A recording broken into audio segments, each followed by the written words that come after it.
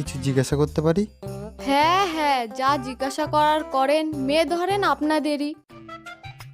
আচ্ছা মা, বিয়ের পরে তুমি আমাদের বাড়িতে কিভাবে থাকবে? আমি আপনাদের চরণে থাকবো বাবা। আচ্ছা ঠিক আছে, বসো তুমি। হুম। মেয়ে আমাদের খুবই পছন্দ, ছেলে মেয়ে কথা বলে নিক, ওরা রাজি হলেই বিয়ে ফাইনাল করে দিব। হ্যাঁ দাদা হ্যাঁ, যা মা যা, যাও বাবা তোমরা যাই একটু কথা কয়ে আসো। যা বাবা যা।